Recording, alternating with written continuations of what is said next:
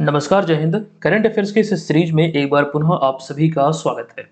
आज के इस वीडियो में आप 22 सितंबर 2024 से संबंधित प्रश्नों को देखने वाले हैं, जिसमें बिहार राष्ट्रीय अंतर्राष्ट्रीय तीनों घटनाओं का संग्रह होगा और हमेशा की तरह तमाम जानकारी मैं आपको यहाँ पर विस्तृत तौर पर देने वाला हूँ। अगर आप बिहार में आयोजित होने वाले किसी भी प्रतियोगी परीक्षा की प्रिपरेशन में लगे हैं, तो इस सीरीज को आप जरूर फॉलो कीजिएगा। हम सेशन की शुरुआत करें उससे पहले पिछले वीडियो में एक प्रश्न जो पूछा था हमने, वो देख लेते हैं। देखिए, ये प्रश्न था कि निम्नलिखित में से कहाँ हाल ही में 13 सितंबर 2024 को बिहार बिजनेस कनेक्ट 2024 आयोजित हुआ है। ये अभी हाल ही में मुंबई महाराष्ट्र में आयोजित हुआ। अतः विकल्प नंबर ए इस प्रश्न का राइट आंसर होगा। चलिए सेशन की शुरुआत करते हैं अब यहाँ पर आज के इस वीडियो के पहले प्रश्न से। पहला प्रश्न है कि सांख्यिकी एवं कार्यक्रम कार्यान्वयन मंत्रालय की नवीनतम आंकड़ों के अनुसार बिहार का सकल राज्य घरेलू उत्पाद में पिछले साल की या फिर पिछले वर्ष की तुलना में वर्ष 2023-24 में कितनी वृद्धि हुई है। जो रिपोर्ट आई है इसके आधार पर बात करें, जो इसमें वृद्धि देखी गई है, ऐसे में इसका राइट आंसर हो जाएगा 14.5% इसमें वृद्धि देखी गई। अतः विकल्प नंबर डी इस प्रश्न का राइट आंसर हो जाएगा। देखिए, इस रिपोर्ट को लेकर जो अभी हाल ही में जारी किए गए आंकड़े, इसको लेकर बहुत सारे पॉइंट आपके एग्जाम में प्रश्न के रूप में पूछे जा सकते हैं। एक एक करके जो इंपॉर्टेंट है वो देखते हैं। देखिए, केंद्रीय सांख्यिकी एवं कार्यक्रम कार्यान्वयन मंत्रालय की हाल ही में जारी रिपोर्ट के अनुसार वर्तमान मूल्य पर बिहार का सकल राज्य घरेलू उत्पाद वर्ष 2023-24 में 8,54,429 करोड़ रुपये हो गया, जो कि पिछले साल यानी कि पिछले वित्त वर्ष की अगर हम बात करें तो 7,46,417 करोड़ रुपये की तुलना में ये 14.5% अधिक है। तो ये इसमें इजाफा देखा गया और ये जो आंकड़े आपको दिख रहा है, खास करके वित्त वर्ष के संदर्भ में जो पॉइंट लिखे गए हैं, ये सभी को बारीकी से आपको ध्यान रखना है। हम यहाँ पर बात कर रहे हैं सकल राज्य घरेलू उत्पाद की, इस वाले पॉइंट में। अब आगे देखें, अगला और पॉइंट है कि इसके अतिरिक्त बिहार में स्थिर मूल्य पर वर्ष 2022-23 में प्रति व्यक्ति आय 33,763 रुपये थी। ये यहाँ पर आपको ध्यान रखना है, पिछले वित्त वर्ष 2022-23 की यहाँ पर बात हो रही है, जो कि अब 2023-24 वित्त वर्ष में बढ़कर 36,333 रुपये हो गई। अतः यहाँ पर कुल मिला के बात यह है कि स्थिर मूल्य पर प्रति व्यक्ति आय में 2570 रुपये की बढ़ोतरी दर्ज की गई है। तो ये यहाँ पर बात हुई स्थिर मूल्य पर प्रति व्यक्ति आय के बारे में। अच्छा, यहाँ पर जो बात हुई है स्थिर मूल्य पर प्रति व्यक्ति आय की बात हुई, लेकिन वर्तमान मूल्य पर अगर हम बात करें प्रति व्यक्ति आय की, तो दोनों कैटेगरी में चीजें आपको समझना, ध्यान रखना। देखिए, बिहार में 2022-23 में वर्तमान मूल्य पर प्रति व्यक्ति आय 59,244 रुपये थी, जो कि 2023-24 में बढ़कर 66,828 रुपये हो गई। यानी कि वर्तमान मूल्य पर प्रति व्यक्ति आय में 7,584 रुपये की बढ़ोतरी पिछले साल में हुई है। तो यहाँ पर प्रति व्यक्ति आय को लेकर ये दोनों पॉइंट आपको ध्यान रखना है। अच्छा, बिहार की बात करें तो बिहार में विकास की जो गति है पहले की तुलना में तेज हुई है। बावजूद इसके बिहार में अब भी प्रति व्यक्ति आय की बात करें तो बिहार इस मामले में अब भी काफी पीछे है। खास करके पूरे भारत में राज्यों के वर्ग में देखें तो प्रति व्यक्ति आय में बिहार अब भी बहुत पीछे है। देखिए, यहाँ पर अगर हम बात करें प्रति व्यक्ति आय के मामले में सबसे ऊपर कौन है, तो सिक्किम जो है इस मामले में 7,21,353 रुपये के मूल्य के साथ ये पहले स्थान पर है। यहाँ पर बात हो रही है वर्तमान मूल्य पर, जबकि दूसरे स्थान पर गोवा, तीसरे स्थान पर दिल्ली, चौथे स्थान पर तेलंगाना और पांचवें स्थान पर कर्नाटक आता है। अच्छा, एक बात और आपको बता दूं, बिहार के अगर हम प्रति व्यक्ति आय की बात करें तो बिहार के जो भी पड़ोसी राज्य हैं, पड़ोसी राज्यों में अगर हम देखें प्रति व्यक्ति आय वर्तमान मूल्य पर देखें तो सभी राज्य की तकरीबन उत्तर प्रदेश को छोड़ के लगभग सभी राज्य की प्रति व्यक्ति जो आय है वो 1,00,000 रुपये से अधिक है। सिर्फ उत्तर प्रदेश की जो है वो 1,00,000 से थोड़ा कम है, हालांकि बिहार से बहुत अधिक है। तो ये चीजें यहाँ पर आपको ध्यान रखना है, बहुत इंपॉर्टेंट है। ये चीजें आंकड़ों के रूप में एग्जाम में पूछा जा सकता है। यहाँ पे देखिए, पेपर कटिंग भी हमने आपके समक्ष रखा है। प्रति व्यक्ति आय की बात करें तो बिहार में अब इतनी हो चुकी है बढ़ के, ठीक है। जो डिफरेंस हमने आपको बताया है वो भी आपको ध्यान रखना है, जो बढ़ोतरी दर्ज की गई वो भी चीजें इंपॉर्टेंट हो जाती है। फिलहाल यहाँ पर इतनी जानकारी है। चूंकि हम लोग बिहार की बात कर रहे हैं तो बिहार को लेकर कुछ बेसिक से जानकारी, खास करके मैप को लेकर यहाँ पर आपको बतला दूं। सबसे पहला पॉइंट जो अभी हम बात कर रहे थे बिहार के पड़ोसी राज्यों की, तो इसमें अगर हम देखें तो इसकी चौहद्दी से आप समझ सकते हैं। देखिए उत्तर में तो नेपाल है, नेपाल तो एक देश है, लेकिन अगर हम बात करें दक्षिण में झारखंड जो कि बिहार का पड़ोसी है, पूर्व में है पश्चिम बंगाल जो कि पड़ोसी है, पश्चिम में है उत्तर प्रदेश जो कि बिहार का पड़ोसी राज्य की श्रेणी में आता है। तो ये आपको यहाँ पर इसका ध्यान रखना है चौहद्दी। अब देखिए बिहार में 38 जिले हैं जो कि 9 प्रमंडल यानी कि 9 डिवीजन में बांटे गए हैं। ये चीजें पहले भी कई बार हमने आपको बतलाया है। बिहार से जुड़ी हुई बेसिक सी जानकारी है, जैसे कि यहाँ पर स्थापना लिखा गया है 22 मार्च 1912 को बंगाल प्रेसिडेंसी से अलग होकर बिहार भारत के 12वें राज्य के रूप में अस्तित्व में आया था। 2024 में यानी कि इस वर्ष बिहार का 112वां स्थापना दिवस मनाया गया है। एक जरूरी बात यहाँ पर आपको ये बता दूं कि 2024 में राजकीय स्तर पर कोई भी समारोह आयोजित नहीं किया गया है, जिस वजह से बिहार का मतलब बिहार दिवस का इस बार कोई थीम नहीं है। अच्छा, बिहार दिवस मनाने की शुरुआत नीतीश कुमार के द्वारा वर्ष 2010 में किया गया था। पिछले साल 2023 में जो 111वां बिहार दिवस मनाया गया था, उसका थीम था युवा शक्ति बिहार की प्रगति, जो कि कहां से लिया गया है तो आपको ध्यान रखना बिहार सरकार की जो महत्वाकांक्षी योजना है 7 निश्चय, वहीं से लिया गया है। वर्तमान में 7 निश्चय का पार्ट 2 चल रहा है, यानी कि फेज 2 चल रहा है 2020 से। इसकी शुरुआत कब हुई थी 7 निश्चय की, तो 2015 में हुई थी। ये चीजें इंपॉर्टेंट हो जाती है, दिमाग में इस चीजों को रिपीट करते रहेंगे, पीडीएफ से रिवाइज करते रहेंगे चीजों को, तो वो लंबे समय तक आपको याद रखने में एकदम से सक्षम बनाएगा। तो रिवीजन बहुत जरूरी है आगामी एग्जाम के दृष्टिकोण से। अच्छा, बिहार से जुड़ी हुई बहुत सारे बेसिक फैक्ट है, आप इसे चाहे तो रिवाइज कर सकते हैं। एक बात जरूर ध्यान रखिएगा, आपसे ये भी एग्जाम में पूछा जा सकता है कि बिहार का राजकीय चिन्ह क्या है। सिर्फ आपको बोधि वृक्ष नहीं बोलना है, बल्कि दो स्वास्तिक के बीच में जब भी बोधि वृक्ष हो, ये बिहार के राजकीय चिन्ह को इंगित करता है। रिसेंटली अगर हम 2-3 वर्षों की बात करें तो 2-3 एग्जाम में लोगों से संबंधित प्रश्न पूछा जा चुका है। अगर हम एक उदाहरण आपको दें, एनटीपीसी एग्जाम में वहां पर आरबीआई के लोगों से संबंधित प्रश्न बना था, और वो भी हम आपको बतला चुके हैं, ताड़ का पेड़ और बाघ उसमें दिखलाया गया है। ये चीजें इंपॉर्टेंट हो जाती है, नई तरीके से अब इस तरह का प्रश्न पूछा जा रहा है।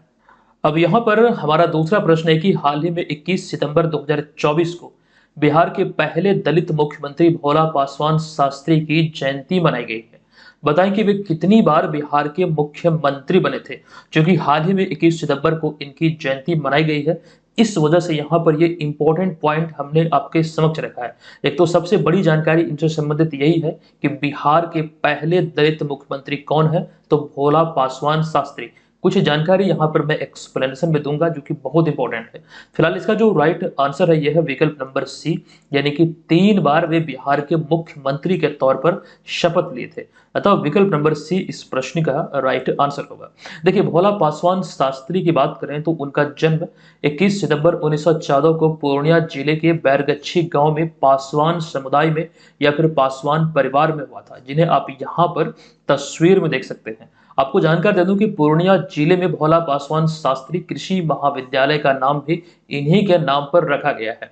ये आपको ध्यान रखना, पूर्णिया में ये स्थापित किया गया है। ठीक है, अब यहाँ पर देखिए इनके बारे में जो जानकारी मैं एक्चुअली देने वाला था, दरअसल वर्ष 1968 में वो पहली बार बिहार के मुख्यमंत्री बने थे। हालांकि उनका जो कार्यकाल था, यह पहला कार्यकाल केवल 3 महीने तक चला था, और बिहार के इतिहास में ऐसा पहली बार हुआ था जब बिहार में पहली बार कोई दलित मुख्यमंत्री बना था, भोला पासवान शास्त्री के रूप में। लेकिन उसके बाद वर्ष 1969 में 13 दिनों के लिए वे दूसरी बार मुख्यमंत्री बने, फिर 1971 में 7 महीनों के लिए तीसरी बार मुख्यमंत्री बने थे। तो यहां पर हमने क्या पूछा, वो कितनी बार बिहार के मुख्यमंत्री बने थे, तो कुल मिला के 3 बार। अच्छा, यहाँ पर एक हिडन जानकारी मैं आपको देने वाला हूँ, आई होप आप लोगों को मालूम होगा। यहाँ पर जो पॉइंट आपने देखा कि बिहार के पहले मुख्यमंत्री जो दलित मुख्यमंत्री वो कौन बने थे, तो भोला पासवान शास्त्री। अच्छा, बिहार के दूसरे दलित मुख्यमंत्री कौन है, तो कौन है आपको मालूम होगा, जीतन राम मांझी। अब तक बिहार के इतिहास में 2 ही दलित मुख्यमंत्री बने हैं। पहला नाम आता है भोला पासवान शास्त्री का, दूसरा नाम आता है जीतन राम मांझी का। ठीक है, चलिए आई होप इसे ध्यान रखेंगे। हम चलते हैं आगे अगले तीसरे प्रश्न पे। लेकिन उससे पहले अगर हम लोकप्रिय मुख्यमंत्रियों की बात करें, ये रिपोर्ट अभी हाल ही में आई थी, हमने कई बार इसको लेकर जानकारी दिया है। आप यहाँ पर ध्यान देंगे कि लोकप्रिय मुख्यमंत्रियों की सूची में उड़ीसा के मुख्यमंत्री नवीन पटनायक पहले स्थान पर हैं। दूसरे स्थान पर उत्तर प्रदेश के मुख्यमंत्री योगी आदित्यनाथ, तीसरे स्थान पर असम के मुख्यमंत्री हेमंत बिश्वा शर्मा, चौथे स्थान पर गुजरात के मुख्यमंत्री भूपेंद्र भाई पटेल, पांचवें स्थान पर त्रिपुरा के मुख्यमंत्री मनिक साहा। और सभी की जो रेटिंग जो है वो आप यहाँ पर देख सकते हैं। सर्वाधिक जो रेटिंग मिली है वो उड़ीसा के मुख्यमंत्री नवीन पटनायक को। उसके बाद क्रम से ये सभी नाम आते हैं। इस सूची में नीतीश कुमार का नाम शामिल नहीं था, जिस वजह से यहाँ पे आपको देखने को नहीं मिल रहा है। फिलहाल अब यहाँ पर हम चलते हैं अगले प्रश्न पे। अगला तीसरा प्रश्न आपके समक्ष है कि केंद्रीय कैबिनेट ने किस तिथि को देश में एक साथ चुनाव कराने के लिए वन नेशन वन इलेक्शन प्रस्ताव को मंजूरी दिया है। ये डेट यहाँ पर हमने आपसे पूछा है किस तिथि को, तो राइट आंसर होगा विकल्प नंबर ए, यानी कि 18 सितंबर 2024 को। ये आपको ध्यान रखना है। जानकारी आपको दे दूं कि केंद्रीय कैबिनेट ने हाल ही में 18 सितंबर 2024 को वन नेशन वन इलेक्शन के प्रस्ताव को मंजूरी दे दी है। अब यहाँ पर आपको एक बात ये समझना है कि अब ये जो प्रस्ताव को मंजूरी दिया गया है, इसके साथ ही अब पूरे देश में एक साथ लोकसभा और विधानसभा चुनाव का जो होने का जो रास्ता चुनाव होने का वो एक तरह से साफ हो गया है। कुल मिला के बात यहाँ पर यह है कि अब जो है जो मतलब मंजूरी से दिया गया है तो लोकसभा और विधानसभा के चुनाव एक ही बार मतलब एक ही प्रक्रिया के तहत ये संपन्न होगा। अच्छा, ब्रैकेट में हमने लिखा है पूरे भारत में अगर लोकसभा सीटों की बात करें वर्तमान में तो ये 543 है। ये 543 सीटों पर एक साथ चुनाव होगा, जबकि वहीं पर जो विधानसभा की बात कर रहे हैं तो 4130 सीटें हैं वर्तमान में, इस पर एक साथ मतलब लोकसभा और विधानसभा में सभी सीटों पर एक साथ चुनाव होगा। ठीक है, ये चीजें यहाँ पर आपको ध्यान रखना है। अच्छा, रिसेंटली 18वां लोकसभा चुनाव संपन्न हुआ, ये आपको ध्यान रखना है। 7 चरणों में आयोजित हुआ था और हमने आपको ये भी बतलाया था कि केवल 3 ऐसे राज्य हैं जहां पर, खास करके वो राज्य हैं उत्तर प्रदेश, बिहार और पश्चिम बंगाल, जहां पर 7 चरणों के चुनाव आयोजित हुए थे। यानी कि अलग अलग चरणों में अलग अलग खास करके लोकसभा क्षेत्र में लोकसभा सीटों पर चुनाव हुआ था। लेकिन अब जो वन नेशन वन इलेक्शन के प्रस्ताव को मंजूरी दिया गया है, इससे अब एक साथ चुनाव होने का जो रास्ता है वो एक प्रकार से क्लियर हो गया है। अच्छा, इसको लेकर बेसिक सी यानी कि इससे संबंधित कुछ ऐसी जानकारी है जहां से एग्जाम में मुझे लगता है कि प्रश्न अराइज हो सकता है। सबसे पहला पॉइंट यहां से जो आपको याद रखना है वो ये है कि वन नेशन वन इलेक्शन को लेकर 2 सितंबर 2024 को, अच्छा यहाँ पर एक चीज सुधार करने की आवश्यकता है। यहाँ पर 2024 नहीं बल्कि 2023 होगा। आप लोग सुधार कर लीजिएगा, यहाँ पर इसको मिटा दीजिए, यहाँ पर 2023 आप लोग सुधार कर लेंगे। 2 सितंबर 2023 को एक कमेटी गठित की गई थी। पूर्व राष्ट्रपति रामनाथ कोविंद की अध्यक्षता वाली कमेटी की रिपोर्ट के आधार पर यह फैसला लिया गया। जो रिपोर्ट मतलब दिया गया है, जो कमेटी बनाई गई थी किसकी अध्यक्षता में, तो पूर्व राष्ट्रपति रामनाथ कोविंद की अध्यक्षता में। ये भी एक अहम प्रश्न यहाँ पर हो जाता है। तो 190 दिनों में तैयार इस रिपोर्ट में अगर हम पन्नों की बात करें तो 18,626 पन्ने हैं। ये भी आपको ध्यान रखना, भूलना नहीं है। ठीक है, आगे हम बढ़ते हैं। आपको इसको लेकर जो वन नेशन वन इलेक्शन की हम बात कर रहे हैं, यहाँ से एक अहम जानकारी और मैं आपको देने वाला हूँ। देखिए, आप सभी को मालूम है कि भारत की आजादी के बाद जो पहला आम चुनाव है ये वर्ष 1952 में हुआ था और ये प्रश्न कई बार रिपीटेड मोड में विभिन्न एग्जाम में पूछे गए हैं। ठीक है, पहला आम चुनाव 1952 में हुआ था, लेकिन इसको एक अलग तरीके से देखिएगा। 1952 से लेकर के 1967 तक लोकसभा और विधानसभा का जो चुनाव था एक ही साथ हुआ था। कब से? 1952 से लेकर 1967 तक। लेकिन इसके पश्चात 1968 व 69 में कई राज्यों में समय से पहले विधानसभा और फिर अगले वर्ष 1970 में लोकसभा भी समय से पूर्व भंग हो गई थी, जिससे पूरे देश में एक चुनाव प्रक्रिया जो थी वो खत्म हो गई थी। एक साथ जो चुनाव होने की प्रक्रिया थी वहीं से ये कमजोर पड़ी और वो खत्म हो गई। वो सिलसिला जो चल रहा था वो संपन्न हो गया। लेकिन अब इसको पुनः से पटरी पर लाने की दिशा में इस तरह के प्रस्ताव को मंजूरी दिया गया 18 सितंबर 2024 को। आई होप आप यहाँ पर इतनी सारी जानकारी जो हमने आपको दिया है ये सभी को आप ध्यान रखेंगे। फिलहाल इसे स्किप करते हुए हम चलते हैं अगले प्रश्न पे। देखिए, यहाँ पर ये प्रश्न था तीसरा और ये प्रश्न हो जाएगा आपका चौथा। तो ये प्रश्न है कि भारत सरकार ने चक्रवाती तूफान यागी से प्रभावित देशों जिनमें कि म्यांमार, लाओस और वियतनाम में मानवीय सहायता प्रदान करने के लिए ऑपरेशन डैश शुरू किया है। उस ऑपरेशन का नाम क्या है? तो राइट आंसर होगा ऑपरेशन सद्भाव, अतः विकल्प नंबर ए इस प्रश्न का राइट आंसर हो जाएगा। अच्छा, कुछ समय पहले भी हमने यागी तूफान को लेकर जानकारी आपको दिया है। फिलहाल यहाँ पर जो इसका राइट आंसर यह है विकल्प नंबर ए। आपको कमेंट बॉक्स में जाके हमें ये बताना है कि यागी तूफान का जो नामांकन है किस देश द्वारा किया गया है। आइए अब यहाँ पर इसके हम एक्सप्लेनेशन को देखते हैं। दरअसल अभी जो चक्रवाती तूफान यागी से प्रभावित देश है उसको लेकर के मानवीय सहायता प्रदान करने के लिए भारत सरकार ने ऑपरेशन सद्भाव शुरू किया है। ये बहुत इंपॉर्टेंट जानकारी यहाँ पर हो जाती है। इसी तरह की बहुत जानकारी हमने समय समय पर आपको दिया है। आप यहाँ पर आगे देख सकते हैं कि भारत सरकार द्वारा शुरू किए गए ऑपरेशन, जैसे कि ऑपरेशन इंद्रावती मार्च 2024 में शुरू किया गया। ये तमाम जानकारी आप यहाँ पर भी देख रहे हैं। देखिए, ऑपरेशन इंद्रावती मार्च 2024 में शुरू हुआ, जो कि कैरेबियाई देश हैती में हिंसा की चपेट में फंसे भारतीय नागरिकों को निकालने के लिए था। इससे पूर्व 18 मई 2023 को ऑपरेशन कर्मा चलाया गया था, म्यांमार में आए चक्रवात के बाद राहत और बचाव कार्य के लिए। इसी प्रकार से operation Kaveri, operation Ganga, operation Dev Shakti, Vande Bharat mission, जो कि आपको ध्यान रखना है, मई 2020 में ये चलाया गया था। दरअसल कोरोना वायरस महामारी के कारण दुनिया भर के विभिन्न देशों में फंसे भारतीयों को स्वदेश लाने का एक मिशन था, एक अभियान था भारत सरकार का। ये मई 2020 में चलाया गया था। इससे पहले ऑपरेशन संकट मोचन जुलाई 2016 में, ऑपरेशन राहत 2015 में। ये सभी ऑपरेशन इंपॉर्टेंट है। आई होप अगर आप इसे पढ़ते हैं, अगर यहाँ से कोई भी प्रश्न बनता है, ये मत सोचिए कि ऑपरेशन वंदे भारत नहीं पूछा जा सकता। बिल्कुल पूछा जा सकता है। आपको लगेगा ये 2020 से संबंधित है, लेकिन आपको ये भी ध्यान रखना है, ये इंपॉर्टेंट है, एग्जाम में पूछे जाने की संभावना यहाँ से बनती है। अच्छा, ऐसे ही एक और जानकारी हमने आपको दिया था, आइए उसे भी देख लेते हैं, क्योंकि मुझे लगता है ये भी बहुत इंपॉर्टेंट है।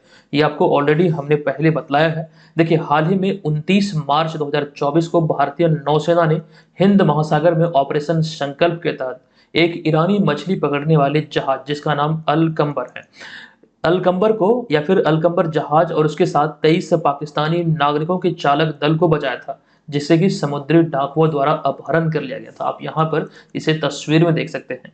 किस ऑपरेशन के तहत? तो ऑपरेशन संकल्प के तहत ईरानी मछली पकड़ने वाले जहाज अल कंबर को या फिर उसके साथ जो 23 पाकिस्तानी नागरिकों का चालक दल था उसे भी इसमें बचाया था। ठीक है, तो ये ऑपरेशन ध्यान रखिए, ऑपरेशन संकल्प इसके तहत संचालित हुआ था।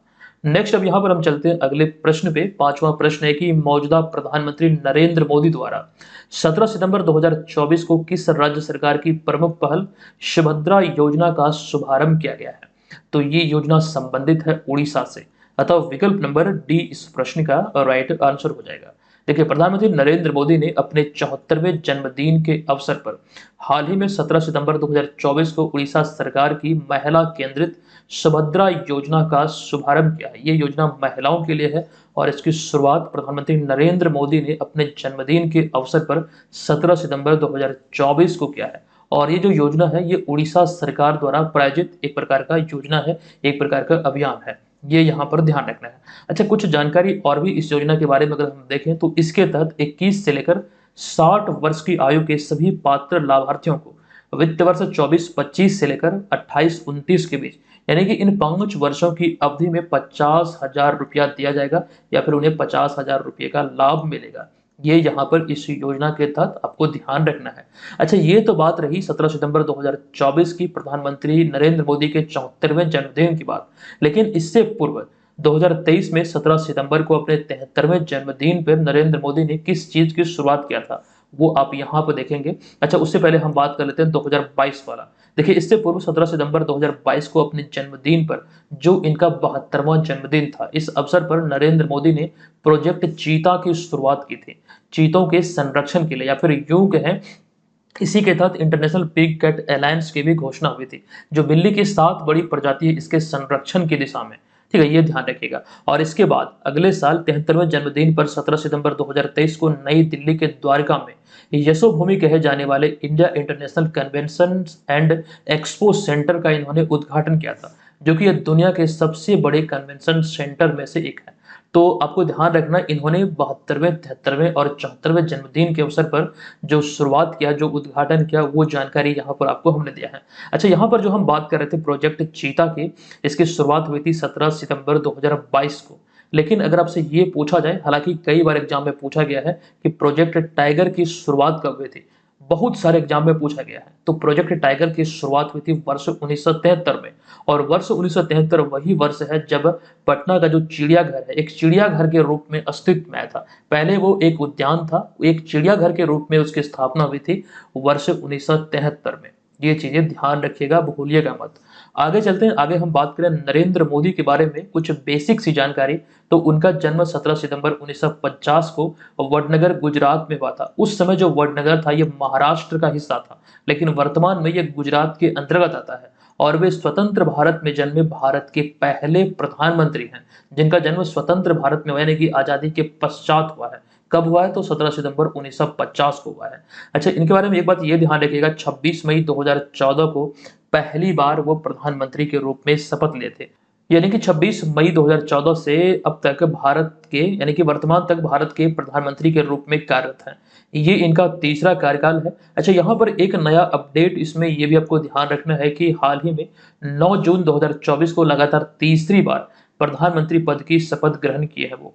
अच्छा, आगे बढ़े उससे पहले आपको बता दूं कि आपको इस बात का ध्यान रखना है कि जो परीक्षा आपका आगामी 17वीं बीपीएससी प्रीलिम्स है, ये जल्द ही आयोजित होने वाला, समय कम है और ऐसे में अपनी तैयारी का आकलन करने के लिए आप लोग जरूर टेस्ट सीरीज ज्वाइन कीजिए, क्योंकि इससे आप अपनी तैयारी का आकलन कर पाते हैं। ये निर्धारित हो पाता है कि आपकी तैयारी का स्तर क्या है। तो बीएम ऑनलाइन लर्निंग एप्लीकेशन को प्ले स्टोर से डाउनलोड कीजिए। इस वाले कोर्स में आपको ये टेस्ट सीरीज मिल रहा है जिसकी संख्या 130 है, जिसमें 40 फुल लेंथ टेस्ट है आपका और 90 प्लस सेक्शनल टेस्ट है, यानी कि सब्जेक्ट वाइज टेस्ट है। इसके अतिरिक्त और करंट अफेयर्स वगैरह के टेस्ट हैं। ये तमाम चीजें आपको इस कोर्स में मिल जाएगी। हमारे जितने भी स्टडी मटेरियल और नोट्स लॉन्च होते हैं, जैसे करंट अफेयर्स की हम बात करें, जो ये 2023 वाला वार्षिकांक है, हालांकि ये वन लाइनर है, इसका एक आपको डिस्क्रिप्शन वाला भी, मतलब पूरा डिटेल वाला भी जो वार्षिकांक है वो भी आपको इसी कोर्स में मिल जाएगा। जो मंथली नोट्स आते हैं वो तमाम चीजें आपको यहाँ पर दिख भी रहा होगा कि डेली, मंथली और ईयरली, ये सभी नोट्स आपको इसी कोर्स में मिलेगा। और ये सभी नोट्स जो है ये प्रिंटेबल है, जिसे आप प्रिंट भी कर सकते हैं। अच्छा, इस कोर्स में एक खास विशेषता आपको यह भी मिल जाती है। आपको यहाँ पर यह ध्यान रखना, जो आपका पीछे छूट चुका है जनवरी 2023 से अब तक का करंट अफेयर्स, वो भी आपको इसमें मिल जाएगा एकदम से निःशुल्क। जिस तिथि को आप ज्वाइन करेंगे तब से 1 साल तक ये वैलिड रहेगा। आप हमारे तमाम मटेरियल का भरपूर लाभ उठा सकते हैं। ये आपके बिहार के सभी परीक्षाओं में समान रूप से आपको हेल्प करेगा। ये प्रश्न है कि विश्व स्वास्थ्य संगठन ने हाल ही में किस देश को कुष्ठ रोग मुक्त होने वाला दुनिया का पहला देश घोषित किया है? इस देश का नाम है जॉर्डन। अतः विकल्प नंबर सी इस प्रश्न का यहाँ पर राइट आंसर हो जाएगा। आपको जानकारी दे दूं कि डब्ल्यूएचओ यानी कि वर्ल्ड हेल्थ ऑर्गेनाइजेशन ने जॉर्डन को कुष्ठ रोग को खत्म करने वाला दुनिया का पहला देश घोषित किया है। यानी कि कुष्ठ रोग से मुक्त होने वाला दुनिया के पहले देश के रूप में कौन घोषित हुआ? तो जॉर्डन। दरअसल यहाँ पर आपको यह भी ध्यान रखना है कि डब्ल्यूएचओ के अनुसार करीब पिछले 20 सालों से जॉर्डन में कुष्ठ रोग या फिर इस बीमारी का एक भी मामला नहीं मिला है। इसी के मद्देनजर अभी जॉर्डन को रिसेंटली इस रोग से मुक्त देश के रूप में घोषित किया गया है डब्ल्यूएचओ की तरफ से।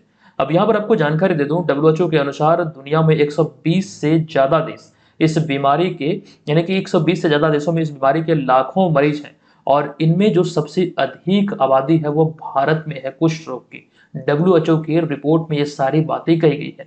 हालांकि रिपोर्ट में यह भी कहा गया कि दुनिया भर में कुष्ठ रोग के मामलों में या फिर मामलों की जो संख्या है वो लगातार घट रही है, लेकिन बावजूद इसके भारत में इसका मामला बहुत अधिक है। दरअसल 2020 में एक रिपोर्ट आया था, यहाँ पर हमने उस चीज को शामिल किया है कि 2020 में आई एक रिपोर्ट के अनुसार लगभग 1,30,000 नए मामले सामने आए थे 2020 में, और उनमें से लगभग 73% जो मामले थे कुष्ठ रोग के, ये भारत, ब्राजील और इंडोनेशिया में थे। इन सभी में से भारत टॉप पर है, यानी कि इन तीनों देशों में 73% कुष्ठ रोग के मामले हैं।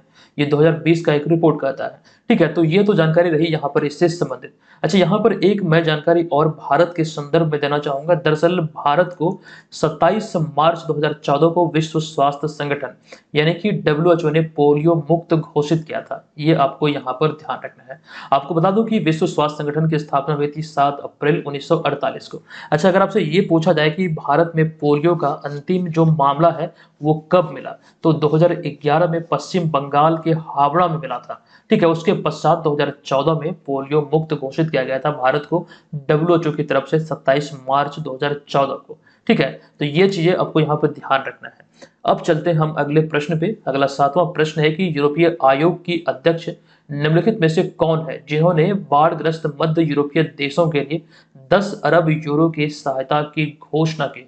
देखिए, बहुत इंपॉर्टेंट है ये। एक तो जानकारी यहाँ पर यह है कि जो खास करके मध्य यूरोपीय देश है वो बाढ़ की चपेट में है, लेकिन इसी को लेकर अभी हाल ही में यूरोपीय आयोग की जो अध्यक्ष हैं, इन्होंने 10 अरब यूरो की सहायता यानी कि जो सहायता राशि है उसकी घोषणा की है। तो यहाँ पर वही हमने आपसे पूछा है कि अध्यक्ष कौन है, तो ये अध्यक्ष है उर्सुला वॉन डेर लेyen। अतः विकल्प नंबर ए यहाँ पर इस प्रश्न का राइट आंसर यहाँ पर हो जाता है 7वें प्रश्न का। आइए इसको लेकर जो डिटेल इन्फॉर्मेशन है वो यहाँ पर हम देख लेते हैं। देखिए यूरोपीय आयोग की वर्तमान अध्यक्ष की हम बात करें तो उर्सुला वॉन डेर लेyen है। इन्होंने ही हाल ही में बाढ़ग्रस्त मध्य यूरोपीय देशों के लिए 10 अरब यूरो के जो सहायता राशि उसको लेकर घोषणा की है। देखिए वित्तीय खास करके वित्तीय नहीं बल्कि जो हालात है यहाँ पर बाढ़ से, वो एकदम से आप तस्वीर के माध्यम से भी देख सकते हैं। खास करके जान माल की बहुत यहाँ पर हानि हुई है। अब यहाँ पर हम बात करते हैं उर्सुला वॉन डेर लेyen के बारे में। तो जर्मनी की कंजर्वेटिव पार्टी की नेता उर्सुला वॉन डेर लेyen हाल ही में 18 जुलाई 2024 को 720 में से 401 सदस्यों के पूर्ण बहुमत के साथ पुनः अगले 5 साल के लिए यूरोपीय आयोग की अध्यक्ष नियुक्त हुए। इन्हें आप यहाँ पर देख सकते हैं, ये इनका दूसरा कार्यकाल है। यहाँ पर उस चीज को हमने लिख भी दिया है। हालांकि वो 1 दिसंबर 2019 से पिछले 5 साल में वॉन डेर लेyen ने कई संकटों से निपटने में यूरोपीय संघ का नेतृत्व किया है, जिनमें आपको ध्यान रखना है कि 2050 तक यूरोपीय संघ को शून्य कार्बन उत्सर्जन क्षेत्र बनाने के उद्देश्य से ग्रीन डील पर भी इन्होंने काम किया है। अच्छा, यहाँ पर एक प्रश्न अराइज होता है कि यूरोपीय संघ ने कब तक का लक्ष्य निर्धारित किया है नेट जीरो का, यानी कि शून्य कार्बन उत्सर्जन का लक्ष्य यूरोपीय संघ का कब तक का है? आपको ध्यान रखना है 2050 तक का। भारत सरकार का कब तक का है? तो 2070 तक का। ये चीजें इंपॉर्टेंट होती है। इंडियन रेलवे का कब तक का है? तो 2030 तक का है। बिहार सरकार का कब तक का है? तो 2070 तक का है। ये चीजें आपको ध्यान रखना। बिहार सरकार ने भी भारत सरकार के इसे अनुरूप ही रखा है। रिसेंटली इसमें चेंजेस हुए थे, ये यहाँ पर आपको ध्यान रखना है। आगे अगर हम बात करें तो उर्सुला वॉन डेर लेyen मौजूदा समय में दुनिया की सबसे ताकतवर महिला है। लंबे समय से दुनिया में सबसे ताकतवर महिला की सूची में इनका नाम कई वर्षों से शीर्ष पर है। तो ये चीजें यहाँ पर आपको ध्यान रखना है। अच्छा, अब आते हैं विकल्पों पर। देखिए उर्सुला वॉन डेर लेyen की बात करें तो ये जर्मनी की है, जो कि यूरोपीय आयोग की अध्यक्ष हैं। लेकिन इसके अतिरिक्त जो जियानी इन्फेंटिनो, जो नाम आपको यहाँ पर दिख रहा है, ये कौन है? तो फीफा के मौजूदा अध्यक्ष हैं। बहुत इंपॉर्टेंट है, ये जानकारी आपको ध्यान रखना है। जबकि जेंस स्टोल्टेनबर्ग की हम बात करें, ये कौन है? इनके बारे में ध्यान आपको रखना है कि नाटो के वर्तमान में महासचिव हैं। और भारतीय मूल के इंद्रमणि पांडे की अगर हम बात करें तो ये बिम्स्टेक के महासचिव हैं। ये सारी जानकारी आपको ध्यान रखना है। और कोई भी आपको लग रहा है कि बहुत आसान है, लेकिन एग्जाम हॉल में अगर कहीं एक प्रश्न आपको ये दिख जाए और आप उसे गलत कर दें तो बहुत अफसोस होगा। एक तो गलत हुआ, नेगेटिव हो जाएगा, रैंक बहुत नीचे गिर जाएगा। इस बार जो बीपीएससी की वैकेंसी है वो बहुत अधिक है, तो ऐसे में आप लोग अच्छी तरीके से, अब भी समय है, सुनियोजित तरीके से प्रिपरेशन होगी तो सफलता आपको जरूर मिलेगी। सारे पीडीएफ फाइल को आप लोग डाउनलोड कीजिएगा। अगर डाउनलोड नहीं कर पाए हैं, एप्लीकेशन पे जाकर डाउनलोड कीजिए, समय समय पर उसको रिवाइज करते रहिए, इससे आपको जरूर फायदा मिलेगा। अब यहाँ पे देखिए अगले 8वें प्रश्न पे आते हैं। प्रश्न है कि गैर संचारी रोग यानी कि एनसीडी के रोकथाम और नियंत्रण के लिए किस भारतीय संस्थान को प्रतिष्ठित UN inter agency task force पुरस्कार से सम्मानित किया जाएगा? ये घोषणा अभी हाल ही में हुई है और इसके आधार पर आईसीएमआर को ये सम्मान से सम्मानित किया जाएगा। तो विकल्प नंबर बी यहाँ पर इसका राइट आंसर है। देखिए आपको जानकारी दे दूं कि गैर संचारी रोग यानी कि एनसीडी यानी कि नॉन कम्युनिकेबल डिजीज, इसके रोकथाम और नियंत्रण के लिए भारतीय आयुर्विज्ञान संस्थान परिषद यानी कि इसे शॉर्ट में कहा जाता है आईसीएमआर, तो इसको प्रतिष्ठित UN inter agency task force पुरस्कार से सम्मानित किया जाएगा। ऐसी घोषणा हाल ही में हुई है। अच्छा, यहाँ पर हम बात कर रहे हैं गैर संचारी रोगों की, तो आपके मन में एक सवाल अराइज हो रहा होगा कि गैर संचारी रोग आखिर होता क्या है। यहाँ पर इंग्लिश में जो लिखा गया है नॉन कम्युनिकेबल डिजीज, तो इसमें आपको ध्यान रखना, जैसे नाम से भी एक प्रकार से आप यहाँ पे इसका अर्थ निकाल सकते हैं। यहाँ पर आसान शब्दों में हमने आपको समझाया है। गैर संचारी रोग की अगर हम बात करें तो यह उस प्रकार की बीमारी है जो कि एक व्यक्ति से दूसरे में यानी कि दूसरे व्यक्ति के शरीर में यह संचारित नहीं होता है, दूसरे व्यक्ति में शरीर में यह नहीं फैलता है। अर्थात कहने का सीधा सीधा अर्थ यहाँ पर यह है, यह जो रोग है यानी कि गैर संचारी रोग जो होते हैं, इसमें जो भी रोग शामिल होते हैं, ये एक प्रकार का गैर संक्रामक होता है, यानी कि एक से दूसरे के शरीर में नहीं जाता है। इनमें अगर बड़े रोगों की बात करें तो हृदय संबंधी रोग, कैंसर, दमा यानी कि श्वसन संबंधी या फिर सांस संबंधी जो बीमारी होती है वो, साथ साथ मधुमेह, ये गैर संचारी रोगों की श्रेणी में 4 प्रमुख घातक रोग है या फिर बीमारी है। देखिए, गैर संचारी रोगों से होने वाली मौतों में सबसे अधिक जो मौत होती है वो हृदय संबंधी रोगों से होती है। उसके बाद कैंसर का स्थान आता है, फिर श्वसन संबंधी यानी कि सांस लेना। देखिए, आप लोग बचपन में पढ़े होंगे सांस लेने और छोड़ने की प्रक्रिया को, मतलब कहा जाता है ये चीजें बचपन में एकदम से रट रट के हम लोग याद किया करते थे। सांस लेने और छोड़ने की प्रक्रिया को श्वसन की प्रक्रिया कहा जाता है। ठीक है, फिर इसमें जो अगला आता है ये मधुमेह, यानी कि जो खास करके चीनी बीमारी है उसकी यहाँ पर बात हो रही है। तो ये चीजें आपको ध्यान रखना है। आगे बढ़ते हैं, यहाँ पर एक पॉइंट हमने आपके समक्ष रखा है, गैर संचारी रोगों के अगर हम कारणों की बात करें, प्रमुख कारण जो इसमें देखने को मिलता है, एक तो तंबाकू का सेवन करना, जितने भी तंबाकू से संबंधित उत्पाद हैं उसका सेवन करना इस रोग का सबसे बड़ा कारण है। उसके बाद हानिकारक शराब का सेवन करना या फिर शराब का सेवन ना के बराबर करना चाहिए। शारीरिक जो निष्क्रियता है यानी कि काम काज करते रहना चाहिए, एक प्रकार से एक्सरसाइज बहुत जरूरी है।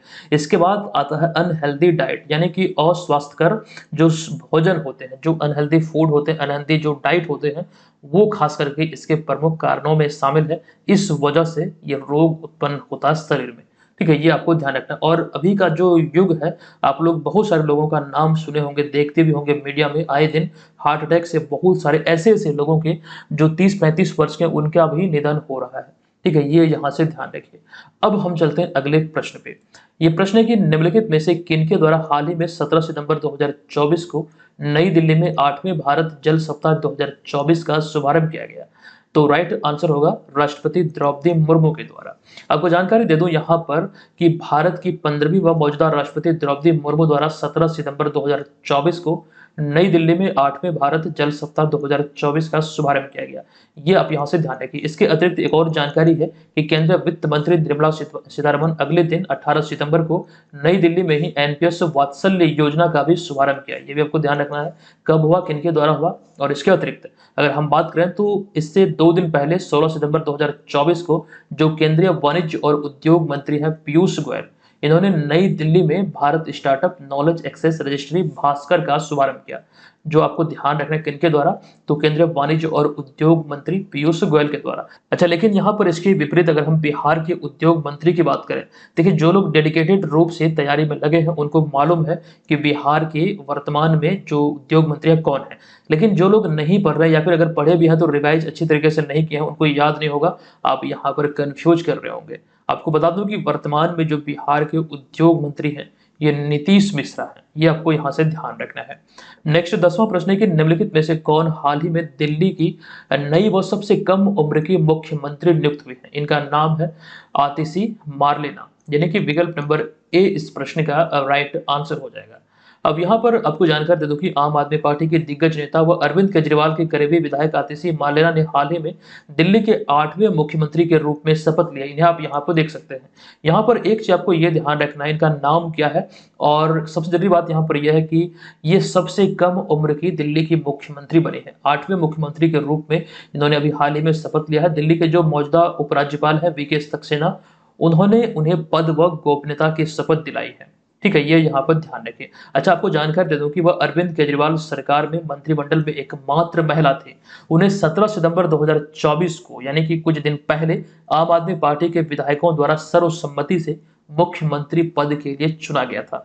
तो कई सारे लोग यहाँ पर ये भी बोलेंगे कि 17 सितंबर को वो मुख्यमंत्री पद की शपथ ली है। ठीक है, ये तिथि आपको यहाँ पर ध्यान रखना है। अच्छा, एक बात और आपको बता दूं कि अरविंद केजरीवाल ने विवादास्पद दिल्ली शराब नीति मामले में सुप्रीम कोर्ट से जमानत मिलने के बाद इस्तीफा दिया था, जिसके बाद अभी हाल ही में नई मुख्यमंत्री कौन बनी है, तो आतिशी मार्लेना, जिन्हें आप यहाँ पर देख रहे हैं।